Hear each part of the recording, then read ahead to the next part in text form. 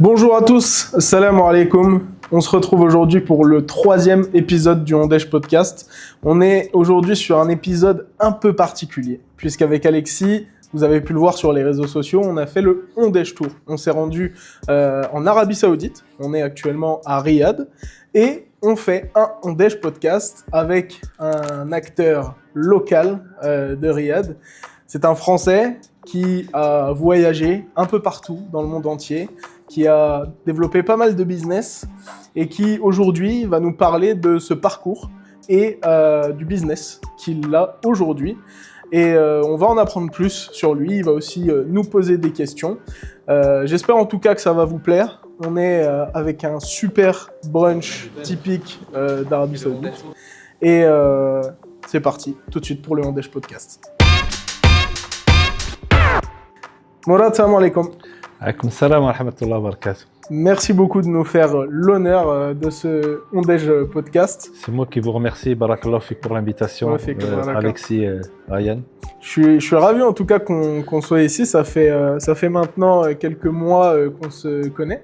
Tu étais venu présenter The Live DAO et plus globalement Takadao à Lyon. Donc toi, tu es installé ici à Riyad, en Arabie Saoudite. On va reprendre depuis le début, si tu veux bien. On va essayer d'en apprendre un peu plus sur toi, sur ton parcours. Et puis ensuite, on parlera de Takadao, du Live DAO et peut-être des projets même qu'il y a pour la suite. Et puis ensuite, on fera un petit jeu ensemble à la fin. Tu verras, on a une petite surprise pour toi.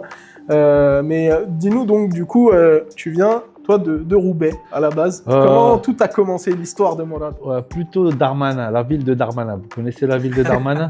C'est quoi? C'est quelle ville? Il est né où, Amin? Il est de où, Darmanin? Il est le maire de quelle ville? Je sais plus. Tourcoing. Tourcoing, voilà. Ok. Donc moi, je suis né à Tourcoing, dans un petit quartier, on va dire, assez difficile, on va dire, quartier chaud. Et après, bon, très tôt, je suis parti très tôt en fait de France, et après à un moment donné mes parents sont partis sur Roubaix, ont déménagé sur Roubaix. C'est pour ça qu'en fait j'ai les deux cultures, Tourcoing et Roubaix. Okay. Et en fait c'est des villes rivales un petit peu. Une elle dit on est mieux que vous, et l'autre elle dit non, on est mieux que vous. Donc moi j'ai eu la chance d'être dans les deux villes, entre deux quoi. Donc j'aime bien ces deux villes. Et comme on sait que, tu vois, Roubaix est connu pour être la première ville musulmane de France aussi, il y a cette ambiance où il y a beaucoup de musulmans, une grande concentration de musulmans, très acceptés, très intégrés dans la communauté française à Roubaix, où il y a un partage quand même assez magnifique, où tu vois pas trop, contrairement à d'autres villes, moins de racisme, même au niveau du... Mais bon, voilà, j'ai grandi dans des quartiers assez difficiles, où, comme vous connaissez un peu à l'époque, dans les années 80-85, c'est assez compliqué de vivre dans ces quartiers. Et voilà, et très jeune, j'ai décidé de partir voyager un petit peu dans quelques pays. En fait, je faisais un peu d'argent, je travaillais un petit peu, essayer de gagner un petit peu ma vie, quoi, et pour me permettre de pouvoir partir, quoi, en fait, de voir d'autres horizons en fin de compte. Ok. Mais voilà, et, bon, en plus, comme je dis souvent dans d'autres majlis, j'étais un peu le gars qui rentrait pas dans les cases. Donc à l'école, je vais pas dire que j'étais pas intelligent, mais j'avais cette aisance d'apprendre vite. Et une fois que j'apprenais vite, je faisais un peu le rigolo au fond de la classe, je vendais des trucs, je faisais autre chose. Okay. Et souvent, ça catch up avec toi, en fait. Quand t'es intelligent, t'as compris le problème. Après, tu vas au fond de la classe et tu suis plus. Après, bon, tu décroches. C'est vrai que j'étais pas un bon élève, mais j'étais pas. Et voilà, donc en fait, très tôt, déjà, j'avais un peu ce problème-là. Ils appellent ça ADHD, tu vois. Moi, je trouve pas que c'est une maladie. Je trouve que c'est des attentions différentes, des intelligences différentes, des ceci, cela, tu vois. En fait, donc, là-dessus, je rebondis. Il y a beaucoup de problématiques en fait qui sont dues. En fait, plutôt que de se dire peut-être que c'est la manière dont on apprend aux élèves qui est mauvaise, en fait, on se dit c'est l'élève qui a un problème. C'est-à-dire que tu vois, il a le trouble d'attention, mais en fait, au lieu de se dire c'est peut-être notre cours qu'il faut remodifier, on se dit en fait c'est lui, ça va pas, il peut pas écouter 3 heures, ça veut dire que c'est lui qui va pas. Exactement. En fait, comme j'aime bien dire, en fait, ils essayent de caser des humains dans des boîtes. En fait, l'humain, il est complexe. Hein. Donc, et il y a des, comme on dit, il y a des intelligences différentes. Maintenant, il y a des sujets de discussion qui sont étudiés à Harvard, MIT, ou tu vois, ils ont réalisé que tiens, chaque individu est finalement unique. Barakallahu fik. Et donc, en fait, le système éducationnel, le système de l'éducation d'aujourd'hui, et je challenge n'importe quelle start-up de justement nous recréer un nouveau modèle d'éducation parce qu'il a besoin d'être réinventé. Et en fait, on a créé un système éducatif un peu comme une chaîne de montage automobile. La taylorisation, comme ils disent. Et en fait, c'était pour servir l'industrie un peu. Et voilà, tu sors, il te faut un PhD, il te faut un master, il te faut ceci, il te faut cela. C'est bien pour les gens qui aiment bien suivre des cursus où il faut être guidé, où il faut, ce que j'appelle ça la broyeuse d'être humain. L'école, pour moi, c'est la broyeuse parce qu'elle t'interdit d'être autre chose que ce que le programme t'a proposé. Et donc voilà, donc j'étais, on va dire, alhamdoulilah, victime de ce système. Et ça m'a permis de bouger très rapidement, de sortir des mindsets, voilà, que les gens ils disent qu'est-ce qu'on va foutre avec lui. Donc je me suis viré de pas mal de collèges, d'universités, plutôt de high school et tout ça. Et à chaque fois, voilà, j'avais toujours cet esprit de vouloir socialiser, d'essayer de vendre quelque chose à chaque fois à quelqu'un. C'était de trouver le moyen mercantile parce que je viens quand même d'une famille où on était commerçants. Mes parents ils avaient des petites supérettes dans les quartiers chauds, donc j'avais déjà cette notion de what can I sell, tu vois, qu'est-ce que je peux vendre.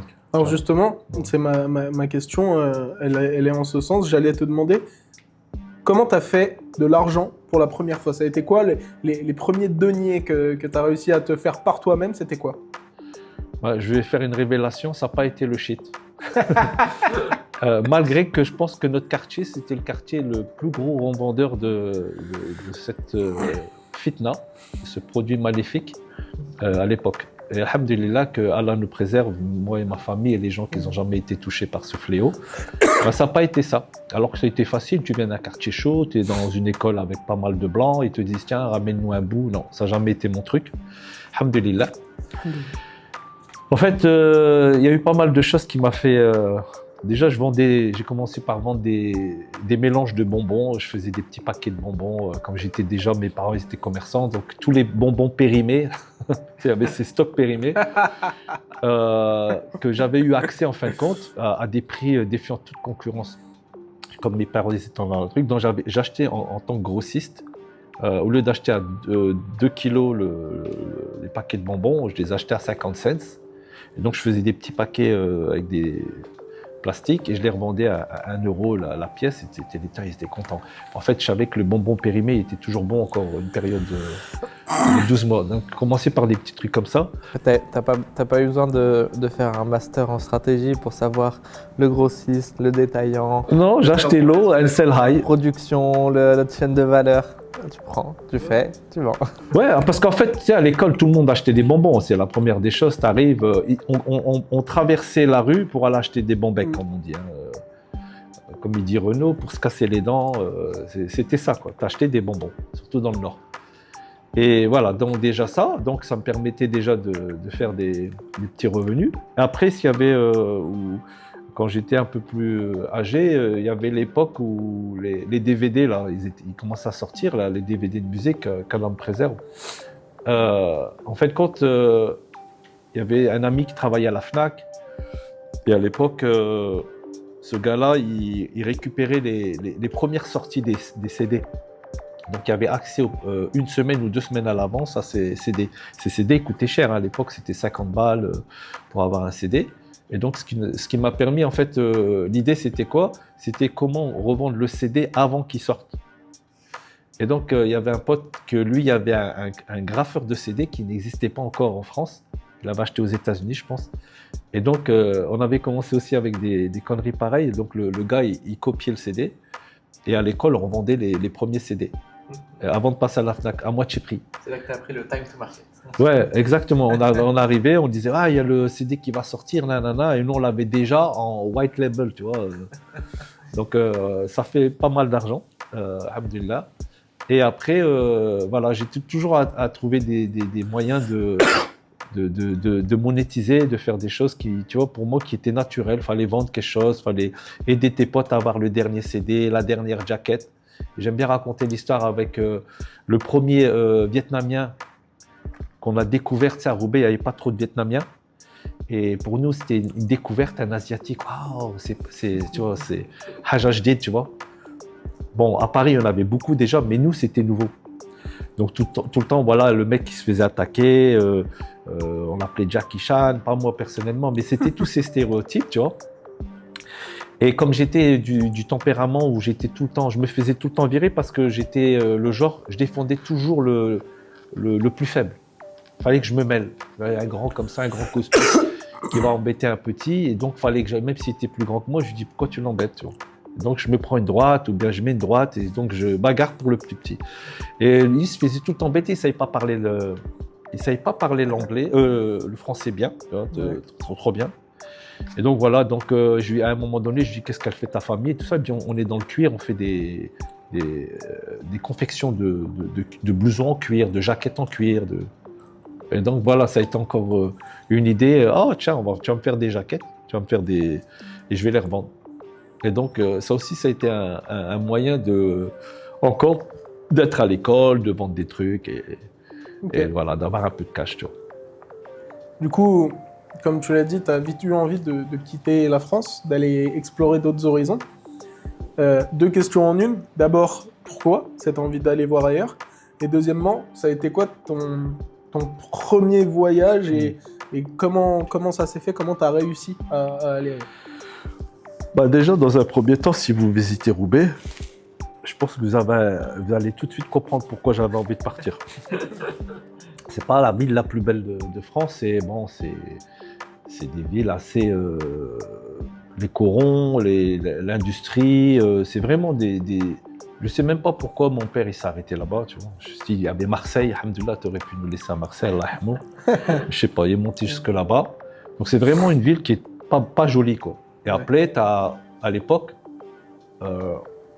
t'avais un rayon de soleil sur, je sais pas moi, sur deux, quoi. T'étais heureux de voir du soleil, quoi. C'est toujours gris, il pleut tout le temps, tout ça.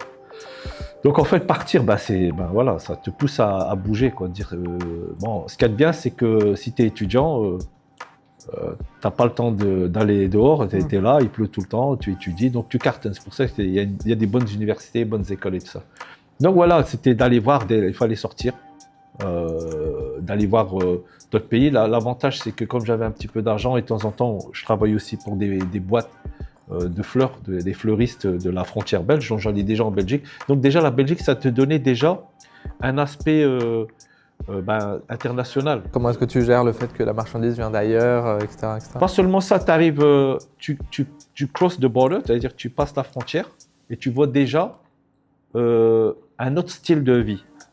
Et ce qu'il y a de bien, la frontière où on était nous, et Roubaix, c'était déjà mieux structuré, plus beau. Tu avais des belles pâtures, des belles fermes, des villas à l'américaine. Parce que les Belges, ils s'imprègnent beaucoup des États-Unis dans leur style de vie, dans leur cadre de vie. Ouais. Tu vois, les villas open villa, grand terrain en face. Et tout. Donc déjà, ce cadre-là, c'est un peu à l'américaine. Et donc, ça te donne déjà une ouverture sur l'international, même si c'est à 5 minutes de chez toi. Et donc, après, tu veux voir ce qui se passe ailleurs. Donc, tu vas en Angleterre. L'Angleterre, après, tu découvres Londres et tu vois, cité cosmopolite, à l'international. Donc, ça te permet de voir d'autres visions. Et après, voilà, tu commences chaque année. Je prenais un peu d'argent, je partais 2-3 mois. Je mettais mon doigt sur la map et j'allais Canada, US, Malaisie, tout ça. Chaque année, je faisais un pays comme ça. Et tu partais vraiment avec l'intérêt de faire du business ou juste pour découvrir la culture? Non, sac à dos. À l'époque, c'était Voilà, je vais aller voir ce qui se passe ailleurs. J'ai un peu, tu vois, qu'on dit le voyage forme la jeunesse, tu vois. Donc c'était d'aller voir un petit peu ce qui se passe un peu partout. Et à chaque fois, j'aimais bien m'imprégner des locaux, vivre avec eux et d'apprendre. Après dire, tiens, est-ce que c'est quelque chose, est-ce que c'est un pays où j'aimerais bien vivre ou pas? En fait, tu as cette notion de, tiens, c'est le pays, j'ai envie de rester. Après, tu dis, non, c'est pas celui-là. Après, non, c'est pas celui-là. Et tu repousses tout le temps. Et après, il y a un petit déclic où, quand je suis arrivé aux États-Unis, là, j'ai trouvé une culture différente. Une culture de bosseur, une culture qui me représentait un peu plus. Tu pouvais choisir ta façon de t'éduquer. Tu avais des modules, tu arrives au collège, tu dis, maintenant je peux prendre ce que j'aime bien. Finalement, ils ont compris. Et donc après, tu as cette aisance, tu vois, tu as des modèles où tu apprends la vraie vie. C'est-à-dire que tu arrives dans une classe de business, c'est pas qu'un professeur, c'est un entrepreneur, c'est un gars qui a des sociétés, qui a des boîtes et qui t'enseigne le business. Et qui te met directement dans l'ambiance. C'est-à-dire que c'est des vrais use cases, des vrais case studies. Et donc, tu n'apprends pas dans les bouquins bidons, comme tu as avec Charlemagne et compagnie en France, tu vois quoi? Ils n'ont jamais changé leurs bouquins. Là, tu arrives vraiment dans l'apprentissage et le doux. Donc, chacun avait déjà des business, donc je n'étais pas avec des gens qui n'étaient pas inconnus à ça. Et donc, ça m'a bloqué un petit peu. Et j'ai dit, tiens, je vais passer un peu plus de temps. Et c'est vrai que j'ai passé 10 ans. Ok, donc le premier endroit où tu es resté le plus longtemps, Ouais. où tu es parti, c'était C'était les États-Unis. Ouais. dans quelle ville? J'ai fait San Diego et après j'ai fait Los Angeles. Ouais. Ok, Ouais. très bien. Après j'ai fait un peu Chicago, New York et tout ça. Et ça a été quoi ton premier vrai business rentable? Donc en fait, pareil, j'étais au States. Il y avait déjà quand on était dans notre boîte, dans l'école, le prof nous avait imposé d'acheter des ETF à l'époque, du stock et tout ça. Pas des ETF, du stock. Donc tu arrives dans une classe économie, tac, il te dit voilà, crée un compte et acheter du stock. Donc j'ai commencé déjà très tôt à acheter des stocks, tu vois, jouer avec. Et donc tu vois, si je les avais gardés, je serais millionnaire. Là. Toutes les boîtes Microsoft, tous ces trucs-là, toutes ces boîtes-là, on pouvait acheter du stock. Donc il y avait déjà ça. Et après, je gérais en fait des restaurants à chaque fois. Comme j'avais pas le temps, je travaillais dans des restaurants et je les aidais un peu à mieux vendre. Tu vois, j'aidais les serveurs à up the bill, tu vois, leur dire ouais, vous pouvez leur vendre une entrée, un plat de résistance, un dessert. Donc c'était ça. J'étais toujours en train d'essayer de mieux vendre. Même si c'était un boulot boring comme un restaurant. Et c'était le seul boulot que je pouvais faire à l'époque parce que j'avais pas le permis de travail. Et donc, le seul boulot que je pouvais vraiment accéder rapidement sans qu'on te demande tes papiers à l'époque, c'était les restaurants. Et donc, en fin de compte, je détestais, par exemple, on te donnait un menu, tu vois, les mecs, ils venaient. Première chose que le serveur, il fait, il te dit, voilà le menu. Et alors moi, ça ne m'intéressait pas, en plus américain, c'était des restaurants assez high-end, tu vois. Donc je leur disais, je leur ramenais jamais le menu, tu vois, parce qu'il fallait vendre la spéciale, tu vois, les spéciales et tout ça. Donc je leur disais, ils me disaient le menu, je dis c'est moi le menu, si tu es venu pour... tu vois, et c'est ça en fait. Tu viens pour une expérience. Maintenant, c'est devenu la mode maintenant, mais il y a 30, 40 ans de ça, 30 ans de ça, c'était ça. Je leur dis, je vais vous dire le menu, je vais vous dire ce qu'il faut manger, qu'est-ce que t'aimes bien, et là, je dis voilà ce qu'on va faire. Par rapport à ce que vous aimez, je vais vous proposer ça. Après une entrée, nanana. Après, we cool up. Et après, je présenterai le dessert et tout ça. Donc déjà, je ramenais jamais un menu sur la table. Donc j'étais le meilleur vendeur. Et toujours les spéciales, je liquidais toutes les spéciales, je liquidais tout ça. Et j'étais feignant de nature, donc j'allais jamais à la table. Si j'allais à la table, c'était pour vendre quelque chose. Tu vois ? Pour toujours essayer de... Alhamdulillah, donc après, bon, comme j'ai été un peu reconnu par les restaurateurs, là, les chefs et tout ça, ils m'aimaient bien et tout ça. Et donc à un moment donné, ils me donnaient leur restaurant en management. Donc je m'étais après, je dis voilà, toi tu vas prendre cette section. Ça me donnait un peu plus de liberté pour continuer mes études. Ça a été à peu près ma première expérience dans les restaurants, sans être honneur, patron. Et en fait, quand j'ai bougé à Los Angeles... T'as quel âge là à peu près? J'avais à peu près 23 ans, 24. Quand j'ai bougé à Los Angeles, c'est là que c'est là qu'en fait le déclic s'est fait, c'est que j'avais un super network parce que je me faisais virer de beaucoup de restaurants, by the way. Je pouvais pas, à un moment donné, je faisais mon travail, tout le monde est content, après je m'ennuie. Après, tu as des conflits avec soit des managers, des serveurs. Après, je dis, je ne peux pas rester, je ne vais pas trop, je m'en vais. En bonne relation avec les chefs et les patrons souvent. C'est souvent les employés avec qui tu vas avoir des problèmes de jalousie, de ceci, pourquoi lui, là. Donc, je partais souvent.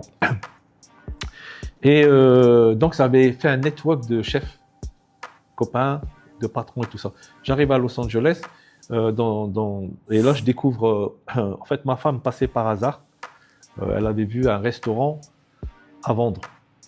Et donc, je dis, tiens, j'avais pas d'argent à l'époque en plus. Et c'était un restaurant à vendre dans une zone spéciale. Une zone, et cette zone, elle appartenait à l'église catholique de Los Angeles. Bah, c'est bien, je dis, on va s'arrêter, on va voir ce que c'est. Et ce qui m'avait étonné, c'est qu'ils donnaient ce restaurant clé en main, sans intérêt. Donc tu pouvais venir, ramener ton menu et commencer à vendre. Et tu payais mois par mois. Aucun dépôt, rien du tout. Il fallait simplement avoir un bon projet. Donc je dis tiens, c'est bon, j'ai fait toutes les cuisines du monde, je peux venir faire quelque chose. Et donc voilà, je l'ai pris. Et donc c'était une kitchen, on appelle ça une central kitchen, avec un petit restaurant ouvert. Et je l'ai pris à zéro cost. Okay. Donc je l'ai développé. L'avantage, on était loin de tout, donc j'ai dû développer le delivery. Je devais vendre, donc on faisait de la bouffe italienne et française, mais je devais livrer. Donc parce que les clients ne venaient pas, c'était une zone vraiment éloignée. Donc ça m'a permis de dire tiens, on a des clients en semaine, mais le week-end, il n'y a rien. Donc j'ai commencé à l'époque à développer le système de delivery. Et c'était pas quelque chose de courant, un truc. Après, alhamdoulilah, comme j'étais derrière l'université de Southern California, USC, c'est l'une des universités les plus riches des États-Unis, qui est dans une zone défavorisée. Donc c'est ce qui est marrant, c'est tu as la plus grande concentration de rich kids in the world, in the worst possible place. En fait, tu es dans ce qu'on appelle South Central. Comme on connaît très bien, South Central aux États-Unis, c'est où il y a tous les gangs et tout ça. Et c'est les quartiers les plus chauds. Tu vois. Et donc, moi, j'étais juste derrière. Et cette université, en sorte ils appellent ça East LA. Après, tu as West LA. Là, West LA, c'est bien. C'est magnifique, c'est Santa Monica, Venice Beach et tout ça. Là, on était vraiment in the hood. Et c'est là que j'habitais. Et moi, je devais habiter in the hood. Et il y a eu plein de choses qui est déjà arrivé. Drive-by shooting, les gens qui se tirent dessus et tout ça. Mais nous, on était là. Et cette zone a été quand même préservée parce que c'était une école très riche, une université très riche. Et dans ces universités, on appelle ça tu avais des rues avec des fraternités, sororités. Je ne sais pas si vous connaissez ce système-là. Et ce qui s'est passé, c'est que j'étais copain avec pas mal de ces petits jeunes. Et le déclic, je leur ai dit, qu'est-ce qui vous fait la bouffe? Ils disent, on a un chef bidon, il vient et on mange du lobia tout le temps. Et je dis, c'est quoi votre budget et tout ça? Et donc, alhamdoulilah, j'ai commencé à parler avec les chefs des fraternités qu'ils avaient à peu près $15 à dépenser par jour. Moi, je pouvais leur faire une lasagne, je pouvais leur faire une salade. $15, c'était nickel. 50 personnes, 100 personnes, 50 personnes. Et là, en fait, de ma petite kitchen, on est devenu une super powerhouse du catering. Et notre kitchen, elle marchait 24/24. Et donc, en fait, je livrais tous les rows. Voilà, il fallait des camions, il fallait des livreurs, il fallait des cooks, il fallait tout. Donc, on faisait ça, c'était nickel. Et après, je me suis attaqué au sorority. Et les filles, c'est $30. Tu vois. Et donc, voilà, donc on a commencé à attaquer ça. Jusqu'à un tel point, on a été connu par le recteur de l'université, on faisait le dîner du recteur. Et comme j'avais des connexions avec tous les grands chefs et tout ça, je pouvais avoir des super sous-chefs. On pouvait leur faire vraiment la bouffe française au top. On pouvait avoir top French food et top Italian food. Donc c'était à peu près ça. Et après, de fil en aiguille, on a même fait, si tu veux, on était hyper busy. Et à un moment donné, il y avait même les Academy Awards, les dîners. Ça, en fait, on pouvait le faire. Hein, tu vois, c'était vraiment les plats, c'est $500 par plat hein, pour le whole thing. Il y avait un pote qui s'en occupait, tu vois. C'était un pote fudge, tu vois. Très gentil, très respectueux des qualités de l'islam. Et pareil, moi je respectais aussi. C'est pour ça le clash, on dit fudge musulman et tout ça, c'est bidon. J'ai eu des bons moments avec eux, je les ai aidés, ils m'ont aidé, tout ça, surtout dans le business. Et donc, en fin de compte, je l'avais aidé une fois.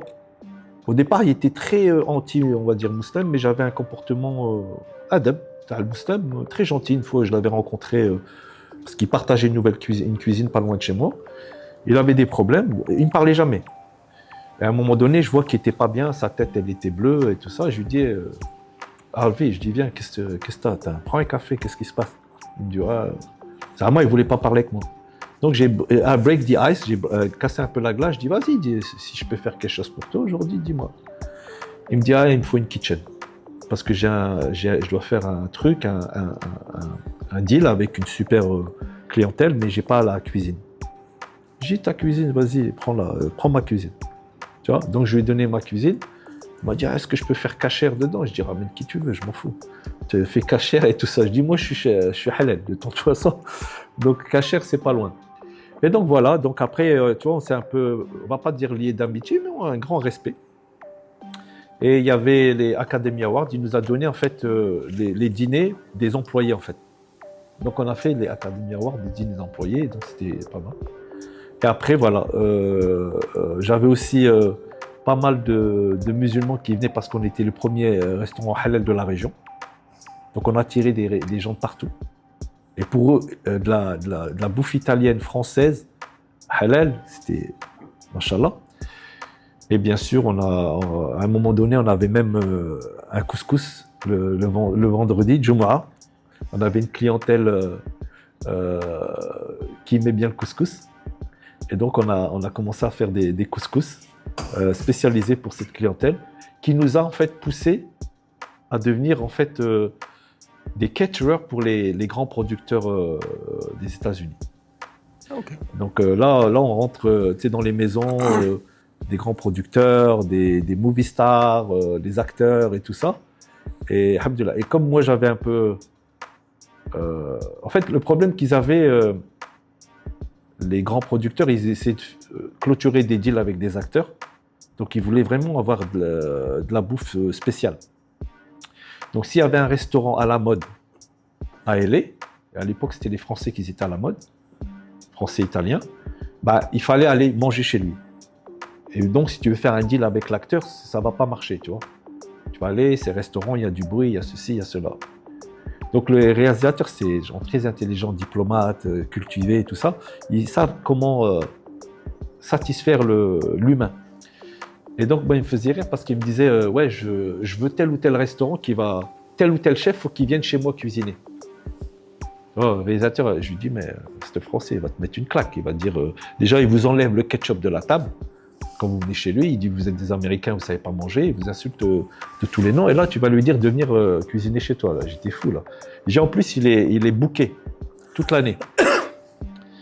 Donc moi, comme j'étais copain avec pas mal de chefs comme ça, donc je vais voir Dominique, ça va, nanana. Je dis, tu sais, le gars là, le producteur de tel ou tel film et tout ça, il aimerait bien que tu viennes cuisiner chez lui. Ah, jamais de la vie. S'il veut bouffer, s'il veut bien manger, il vient chez moi. C'est comme ça que ça se passe. Je dis, mais c'est pas pour lui, c'est pour moi. Tu vois, on est copains et tout ça. Tu t'en fous de lui. Donc on avait tous ces. En fait, c'est des rigolos, c'est des humains à Dienne, tu vois. Il me dit, bon, si c'est pour toi, qu'est-ce que tu as besoin? Après, alhamdoulilah, tu vois, de fil en aiguille, je leur dis, ben tiens, il y a besoin ça, ça, ça. Et ils me donnaient leur sous-chef. Ils me donnaient quelque chose. Donc j'arrivais à négocier des deals avec des top chefs dans des maisons privilégiées, avec des acteurs, des producteurs. Et donc, ils étaient étonnés que j'arrivais à pull up this deal, tu vois. Okay. Donc, des trucs comme ça, tu vois. Et après, nous, on avait accès à tout ça. Tout ce qu'il fallait faire, c'était les satisfaire et d'être toi-même. Moi, ce qui était bien avec moi, je m'en foutais qui c'était. Comme j'avais déjà le din, tu vois, je commençais à être vraiment dans la religion. Donc, en fait... C'était progressif. Je disais, mais c'est des ibad, c'est des humains, c'est rien du tout. Alors que d'autres personnes vont dire, ah, t'es chez lui ou t'es chez... Complètement, tu vois. Mon exemple, c'est le prophète Mohammed sallallahu alayhi wa sallam. Donc, je voyais ces humains. Au contraire, moi, je venais dans leurs événements, je cuisinais avec eux, je leur faisais leur setup, et vous voyez que j'étais dédain de leurs trucs, que tu sois juif, chrétien, catholique et tout ça. Et des fois, ils me disaient, Morad, viens, participe à la discussion. Je dis non, moi, je suis là de loin, je vois que tout se passe bien et tout ça. T'es musulman? Ouais. Et barasco, laissez-moi tranquille. Tu vois? Et donc, okay. ça avait ce genre tu vois, je m'en foutais un peu. Okay. Et voilà. Et après, voilà, de là, on est passé à faire un coffee shop, en fin de compte, dans le même quartier, upscale. On a fait un coffee shop upscale. Et là, on avait un peu comme Starbucks, mais vraiment exclusif, avec des boissons très chères, des cappuccinos qui valaient $5-6. On mélangeait de tout. Les Américains, pour créer des concoctions, des cafés, comme on savait qu'ils ne savaient pas boire le café, on leur faisait... par exemple, nous, en Europe, tu vas prendre expresso, même un café latte, c'était haram chez nous. On appelle ça café au lait, on appelle nos, point à la ligne, tu vas boire le café, tu ne vas pas aller plus loin que ça. L'Américain, il ne savait pas boire le café. Il buvait du café bidon, tu vois, c'était de l'eau diluée avec un peu de truc. C'était ça leur café. Pas toujours maintenant. Non, après ils ont le Starbucks, pour moi que c'est toujours pas du café, mais bon, ils ont mis sur concoction. Donc nous, on a créé un premier coffee shop qui attirait le upper middle class, tu vois, les gens donc on avait des acteurs, des producteurs qui venaient, le Staples Center il était pas loin, donc des basketball players qui venaient et tout ça. Donc on faisait encore une cuisine allégée, tranquille, avec du bon café. Après, voilà, donc on faisait ces cafés, tatati, c'était pas mal, tu vois. Donc on crée toujours dans nos menus, c'est des trucs assez fun, tu vois, des trucs innovants. Donc on était plein. Et subhanallah, ce café shop, il y a eu un succès instantané. C'est-à-dire que en 8 mois, on était full home, full house. Subhanallah. Moi, j'avais toutes les sororités, les fraternités qui venaient. À l'époque, il y avait des trucs de ouf. Pour raconter une petite histoire, je n'ai pas envie de prendre trop de temps sur ça, mais à un moment donné, moi, j'étais entre les deux. Je n'avais pas encore les papiers américains et j'étais en transition. Donc, il fallait attendre les documents, tu vois. Et il y a eu le septembre 11 qui était arrivé. Ok, donc la chasse aux sorcières, c'est catastrophique. Tout le monde embêtait tout le monde. Les policiers embêtaient tous les musulmans. Et ce qui m'a fait rire, c'est que je revenais d'une livraison ou d'un meeting avec la marchandise. En fait, j'avais été chercher des produits, quoi. Et en fait, quand j'arrive dans ma rue, je vois des policiers, des men in black, tu vois, les mecs men in black devant mon café shop. Et donc, moi, je panique, je dis, qu'est-ce que c'est que ça? FBI, Al-Haja ou Kouchi. S'ils me demandent contrôle et tout ça, je suis encore en transition. Donc, je fais le tour du truc, je vais derrière j'avais une entrée par l'exit, je vais rentrer par là parce que j'ai du froid, il faut que je le ramène. Pareil, 2 men in black. Donc, j'avais un pick-up truck, je continue à rouler. Je les vois là, les deux assis sur une terrasse. On avait une terrasse devant, une terrasse derrière. J'appelle mon manager. J'avais embauché un jeune Français, mais très chatable, très talentueux.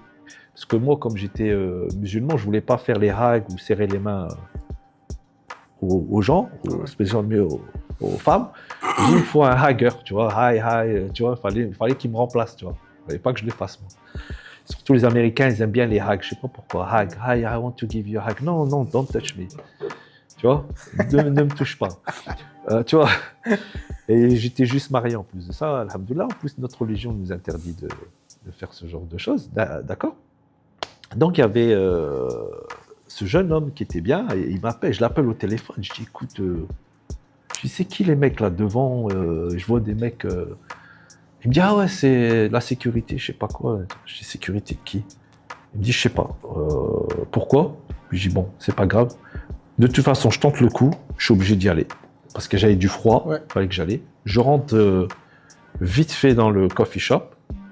Je les calcule pas. Tac, je vais tout droit. Eux, ils font ça comme ça, ils me regardent. passer vite fait, peut-être, et remettre leur tête comme ça. Et j'appelle mon manager, je ne sais plus son nom, c'était Stéphane ou quoi. Je dis Stéphane, viens, il me dit ouais. Je dis c'est quoi les mecs? Il me dit je sais pas, ça fait 1h30, 2 heures qu'ils sont là. Je dis c'est pas vrai. Et donc le restaurant était un peu, pas busy, mais il y avait un peu de monde. Et je vois, donc moi en fait en 1 minute je voyais toute la salle, comme un ordinateur. Tic tic tic.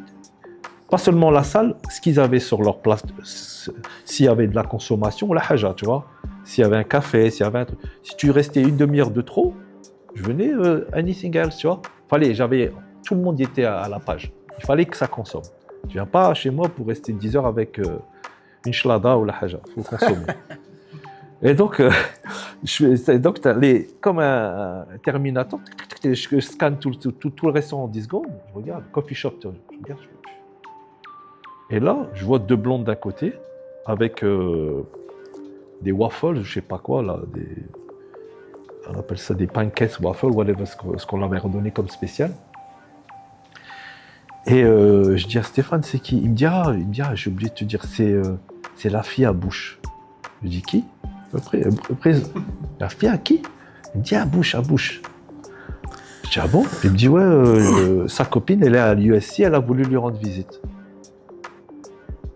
Ah, je dis, ça explique les 4 gars, la sécurité, Kulchi. Il me dit, ouais. Et là, je me souffle comme ça. Le moral naturel, il revient. Je vais à la sortie des deux. Il y avait un gars qui me prenait une table, l'autre qui me prenait une table de l'autre côté et 2 autres. Je dis, messieurs les agents, welcome to Ragazzi Room. Il me dit, ouais, on est en fonction. Je dis, vous prenez quoi tout de suite? What? Vous prenez quoi? Je dis, ça fait, il a pris 2 tables. Vous me coûtez de l'argent, là, si vous ne consommez pas. Non, on est en service. Je dis, je m'en fous. Je dis, au service, prenez notre table. Je dis, moi même les homeless, je ne les laisse pas s'asseoir ici.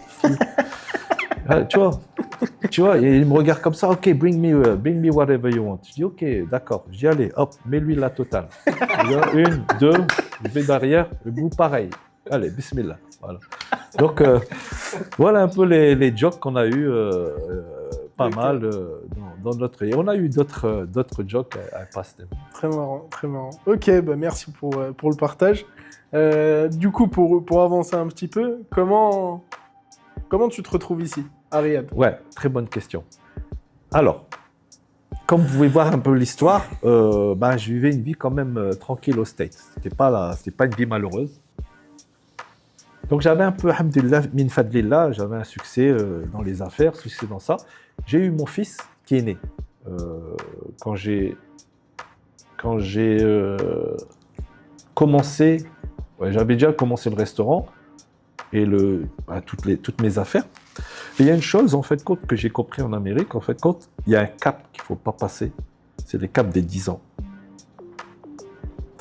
Et que c'est une société qui te broie et que si tu passes les 10 ans, tu deviens un Américain, tu prends tes pop-corn, tu vas regarder le football américain, cool shit, tu deviens comme. C'est vraiment le... Et je voulais, à chaque fois, j'aimais bien les mentorships. J'avais toujours des grands frères qui me guidaient. Et je voyais un peu leur vie. Et je disais, mais c'est pas une vie que j'ai envie de vivre, même s'ils ont tout. Les Algériens, tu vois, de l'époque et tout ça. Et donc, en fin de compte, dua, j'ai dit, si Rabbi me fait du khair ou le baraka et tout ça, la première chose que je fais, je prends mon fils, je le dédie à Allah subhanahu, déjà, et je sors de ce pays le plus tôt possible, je vais ailleurs. Il est né, 3 mois plus tard, je revends ma boîte pour presque $1 demi-million. À l'époque, c'était comme 5 millions d'aujourd'hui. Ta boîte, donc du coup, le coffee shop. La holding avec le coffee shop et la cuisine, tu l'avais toujours? Ouais, la cuisine, je l'avais tout le temps. C'était un cash cow, mais ce que j'ai vraiment vendu, c'est le coffee shop. Okay. C'est là, il y avait vraiment de l'argent. Je ne vais pas dire qu'il y avait plus d'argent, mais c'était un symbole. Okay. Tu vois, un truc super. Le mec est venu, un Coréen, il m'a dit I like what you do, j'aime bien ce que tu fais. Moi, je pensais qu'il déconnait. Il me dit voilà, je te fais une offre à 300 000. Je dis non, je suis go. Il revient un demi, go. Après, il revient à un demi. Je dis, ok, un demi. Et en fin de compte, j'ai fait une bêtise parce que j'aurais attendu 3 mois, je l'aurais vendu à $1 million. Parce que lui, il a racheté 500 000, il l'a vendu 6 mois plus tard un demi-million. 1 million. Ah ouais. Mais alhamdulillah. Allah, il a décrété que c'était ça. Donc, je suis un petit jeune comme ça, tu as de l'argent, voilà. Donc, je dis, comme j'avais promis, subhanallah, vis-à-vis de mon créateur, que si, faut que je... I have to fulfill the deal. I'm committed maintenant. Donc, où tu vas aller mieux que dans les pays musulmans pour faire grandir tes enfants, et les dédiés à l'islam, les dédiés au Coran, la Sunna et tout ça. Donc, je dis, on va rentrer en Algérie, on va rentrer dans les pays musulmans. Donc, j'ai fait un peu l'Algérie. Et moi, j'avais beaucoup de clients qui venaient du Middle East, l'Arabie Saoudite et le Golfe. Et donc, naturellement, j'avais déjà un network. Donc, j'ai atterri à Dubaï. À Dubaï, voilà, je vais à Dubaï et j'ai la fisabilillah, khalas, je fais plus de retour. Et j'avais le temps en fait de rebondir avec ce que je voulais faire et ma façon de gérer ma vie, tout en étant dans un cadre complètement immergé islamique. Et à l'époque, c'était ça, Dubaï, c'était vraiment pur, tu vois, au niveau du din et tout ça. Il n'y avait pas beaucoup d'expas. J'étais en 2003-2004, il n'y avait pas encore tous ces trucs-là, quoi. Et donc voilà, c'est ce que j'ai fait et j'ai vécu 10 ans à Dubaï comme ça. Ok. C'était le décalage, tu vois. Et du coup, la transition de Dubaï à Riyad, ça s'est C'est à fait... Dubaï que tu as commencé à développer, t'as développé ta start-up ou c'est après? Ouais, donc en fait, à Dubaï, déjà, je me cherchais un petit peu. Tu arrives à Dubaï, il y a tout à faire. Tout est à faire. La Sheikh Zayed Road, elle a peut-être 3 buildings, tu vois. Donc tu dis, tiens, je vais faire quoi? Donc on a fait un peu de tout. Au départ, j'ai dit, tiens, je vais créer une boîte d'import-export. Donc on a fait de l'import-export entre l'Asie du Sud-Est, Singapour, Malaisie, Indonésie et la France. Où on a vendu, on a créé en fait, il y avait le cas de la vache folle. Tu te rappelles, à l'époque de la vache folle, en fait, quand elle avait interdit les produits porcins, elle avait obligé les produits porcins gélatine de porc à être utilisée partout. Donc la gélatine de bœuf, elle a été liquidée pour pouvoir influencer la production des produits de gélatine de porc. Donc une opportunité. Je me trouve en voyage en Malaisie et entre Dubaï et la Malaisie, et là je vois halal chip, halal indomie, halal candy, halal, tout était halal, même l'eau elle était halal. Je regarde, je dis mais les Malaisiens ils sont malades. Même l'eau elle est halal. Donc et là je me suis dit tiens, il y a une opportunité. J'étais retourné en France, à Paris, en fait, avec des amis, et ils me parlaient de ce problème. Ils me disaient, mais on est en train de bouffer que du haram. Maintenant, sans le savoir, les yaourts sont consommables, et les gélifiés il y avait Haribo qui était... Donc, on a commencé par ça. On a ramené tout ça. Et voilà, j'ai commencé à faire du traditionnel. Donc, je suis passé du business food and beverage, on va dire, à manufacturing. Parce que je me suis dit, si je vais faire encore du business, il faut que je vais dans un domaine où la scalabilité existe. Et donc, je me suis dit, naturellement, il faut aller dans le manufacturing, grossiste, tu vois. Et je voulais tenir les tenants, les aboutissants de ça. Je n'ai pas envie de faire des cafés tous les jours. J'ai envie de produire le café et de vendre le café. Donc là, je suis rentré dans ce domaine de l'import-export. Et c'est là que je me suis rendu compte qu'en fait, même si tu es dans du manufacturing, l'industrie, il y a encore 4 murs. D'accord? Tu peux pas scaler automatiquement. Et donc là, je dis, quand j'ai arrêté ce genre de business, je vais aller dans quelque chose qui est encore plus scalable et qui n'a pas de ceiling. C'est le digital. Et donc c'est là que je suis rentré en 2013 à lancer ma marketplace dans le digital. Ok. Ouais. Du coup, je suis désolé parce que le temps court très vite. C'est très intéressant tout ce que tu me dis, mais le temps passe très vite. Donc on va avancer un peu plus vite et parler de ce qui nous intéresse beaucoup aujourd'hui. C'est Takadao. Donc du coup, vas-y, tu sais quoi, mange un peu, fais-toi plaisir. Ouais. En gros, aujourd'hui, il faut savoir que du coup, pour les musulmans, aujourd'hui, ce n'est pas autorisé d'avoir recours à des assurances. En tout cas, la plupart, c'est pas autorisé d'y avoir recours. Et ça, c'est une grosse problématique, en particulier en France, puisque c'est très, très intégré dans les mœurs. Ouais. Mais même dans les autres pays, même parfois dans des pays musulmans, les assurances sont de mise. Et du coup, il n'y a pas vraiment d'alternative aujourd'hui qui existe. Ouais. Et un jour, Mourad s'est présenté à nous en venant à Lyon pour nous présenter Takadao et du coup son programme LiveDAO. Et Je me permets peut-être faire un petit focus sur juste déjà l'assurance en tant que telle. Je pense que c'est important de comprendre en fait l'assurance c'est quoi, c'est que en fait on va faire un contrat où on va venir essayer de couvrir un risque, mais l'assurance conventionnelle, on va dire classique, qu'est-ce qu'elle dit? En fait elle dit vous cotisez et nous on s'engage à vous fournir tel niveau de garantie en face de tel risque. Et donc après qu'est-ce qu'elle fait l'assurance? Elle va faire tout un travail de calcul des cotisations en essayant de prévoir statistiquement ce qui peut se passer, etc. Mettre des conditions. Mais in fine, l'assurance, elle est commerciale. C'est-à-dire que son objectif, c'est des cotisations, va pouvoir couvrir les risques pour répondre aux besoins clients, mais de faire des profits aussi. Et donc du coup, après tu vas nous parler de Takadao. Takadao, c'est le modèle du coup d'assurance Takaful, qui ressemble le plus en fait au modèle mutualiste, c'est-à-dire que plutôt que d'avoir une personne qui va récupérer les cotisations, prendre des profits et essayer de répartir, en fait c'est comme un pot commun, le Takaful, c'est que chacun va mettre, il y aura quelqu'un qui va gérer, ça c'est une chose, mais en fait chacun va mettre dans un pot commun et ce pot commun en fait il va être réparti pour les différents items qu'on aura choisis, donc ça peut être assurance auto, assurance habitation, life insurance comme fait Takadao et en fait du coup ces fonds-là vont être répartis mais sans garantie, c'est-à-dire que tant qu'il y a les fonds on donne, si jamais on vient qu'il n'y ait plus de fonds, en fait ça y est, le fonds est terminé et en fait on s'est couvert mutuellement le risque, donc il y a toujours cette notion de l'actuariat pour ceux qui connaissent pas du coup qui est de revoir la statistique, mais la statistique elle n'est pas pour couvrir un risque et gagner des profits. Elle est pour essayer de faire en sorte que, en fait, on va essayer de mettre un niveau de prise en charge qui soit plus cohérent et de faire en sorte que ça puisse profiter au maximum. Et donc ça, c'est des choses qui existaient dans le Takaful existait d'avant déjà.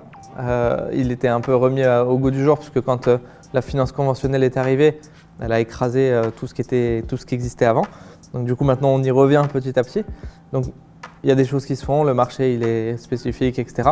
Donc maintenant, si tu veux peut-être nous présenter un peu plus Takadao, en quoi le Takaful, qu'est-ce qui va changer dans le Takaful? Puisque le Takaful, comme on a dit, existait déjà, mais finalement peu connu. Donc en quoi Takadao ça peut être Donc déjà dans un premier temps, alhamdulillah, pour mon audience, pour les gens qui m'écoutent et tout ça, pourquoi le LiveDAO, pourquoi Takadao, pourquoi la blockchain, qu'est-ce qui s'est vraiment passé, ça a été quoi le déclic, okay? Vite fait, je vends ma boîte, ma startup dont j'ai pas parlé, Melto.com dans le podcast, mais j'avais une marketplace qui a été rachetée par le groupe Ikea en 2022. Donc quelques millions de dollars qui ont été, le deal a fait quelques millions de dollars et donc j'ai revendu cette boîte, d'accord? Pendant que je suis en transition, finalement, les startups, on est toujours pauvres. On est riche dans le papier, mais on est pauvre en cash. Finalement, j'ai de l'argent. Donc, cet argent, il faut bien la mettre quelque part. Donc, le plus grand problème qu'un musulman a, surtout, c'est une fitna d'avoir de l'argent. Je la mets où? C'est une amana, c'est une responsabilité. C'est Allah qui te l'a donné. Tu vas le mettre où? Tu vas le dépenser comment? N'oublie pas que c'est l'une des commandes les plus importantes. Comment tu as gagné ton argent et comment tu l'as dépensé. Donc il fallait que je trouve des solutions. Encore une fois, je suis très feignant de nature, il faut que je trouve des solutions, halal, shar'an et tout ça. J'en trouve pas. Bien ce que je trouve, c'est des sous-coques négatifs, c'est des ETF qui me ramènent rien. J'investis dans des startups, tu perds la moitié de ton argent dans des startups si tu investis. Bon, c'est des risques à prendre, tu peux gagner comme tu peux perdre. C'est des choses que j'aime bien faire, c'est pas un problème, ça aide un entrepreneur et tout ça, donc je prends des risques. Donc je regarde, je vois que la finance islamique, elle est ta'bane. Il y a plein de choses à refaire. Et je découvre le blockchain et je découvre de Bitcoin. Un peu pour ça que je suis un Bitcoin, Ethereum et tout ça. Un très grand fan. Quand je découvre le white paper du Bitcoin, je dis subhanallah, c'est un truc de malade. En fait, tu redéfinis le gold standard in a digital asset, backed by the Bitcoin. Donc je regarde quelques fatwas de certains chirs que je ne vais pas mentionner, que j'ai un très grand respect, et j'ai un blocage directement. Je dis mais pourquoi le chir il a fait cette fatwa? Donc je ne touche pas non plus, donc j'ai peur. Je dis je ne vais pas toucher, si le chir a dit que c'est haram, je ne touche pas. Donc j'ai ce doute-là. Mais je dis il faut vraiment qu'on construise. Moi l'intérêt c'est pas le Bitcoin lui-même, c'est toutes les blockchains. C'est révolutionnaire. Pour quelqu'un qui est dans la tech, qui est dans la digitale, je dis tiens, c'est comme si on t'avait dit en 1990, je te propose Google, ou Facebook, ou YouTube, tu vois, ou un nouveau modèle d'Internet, ou bien après le Minitel, on te propose le Web 2 ou Web 1. Ouais. D'ailleurs, petite question par rapport à ça, parce que c'est vraiment dans ce que tu dis. Une fois, j'ai entendu quelqu'un, un expert, pareil, crypto, blockchain et tout, dire une phrase, je veux savoir ce que tu en penses. Il a dit, pour le moment, la blockchain, c'est en phase 1, mais à terme, la blockchain va changer le monde comme Internet a changé le monde. Ouais, exactement. Donc, on va aller sur le décentralisation, là, ça veut dire il nous faut, c'est comme si on est sur une route de campagne, d'accord? Et tu veux construire l'AI, tu veux construire toutes les technologies modernes sur une route de campagne. Non, la AI, elle a besoin de Los Angeles Freeway, elle a besoin de 8 routes là et 8 routes là. Donc l'infrastructure doit être changée, que you like it or not. Alors ceux qui disent dans la blockchain, c'est pas le futur. Si, c'est l'évolution de la technologie moderne. C'est-à-dire qu'on est passé du Web 1, read only, du Web 2, read and communicate, on va dire interactif, au Web 3, ownership. Maintenant c'est le mien, c'est à moi. Donc le futur du Web 2, c'est quoi? C'est tous ces produits qui vont être lancés. Ils vont être lancés par tout le monde et tout le monde va avoir ce contenu que tu es en train de créer maintenant. C'est pas ton contenu, tu le sais ça. C'est le contenu de YouTube. Et YouTube te donne des peanuts et toi tu es content. D'accord? Alors qu'en fait, si maintenant tu crées un YouTube décentralisé et tu dis à tous les membres, c'est notre contenu et on décide des revenus et du gain, ce contenu, c'est à toi à vie. Et si tu vas faire ton pognon sur ce contenu qui t'appartient, pas YouTube. D'accord? Et tu as moins de je te cancel ou je te cancel pas. D'accord? Donc le futur, il est là. We like it. Juste une question. Comment t'expliquerais la blockchain à quelqu'un qui ne connaît pas du tout? Si quelqu'un a un Google Sheet, qui a travaillé dans un Google Sheet où tu as plusieurs personnes qui vont pouvoir avoir accès ensemble, c'est en fait un Open Ledger, c'est Google Sheet, Google Excel Sheet, où tu as plusieurs personnes qui peuvent travailler sur le même document ensemble, live, ok? Là, la blockchain, c'est exactement ça. Tu as un document open to everyone, ouvert à tout le monde, où tu peux vérifier les transactions ensemble.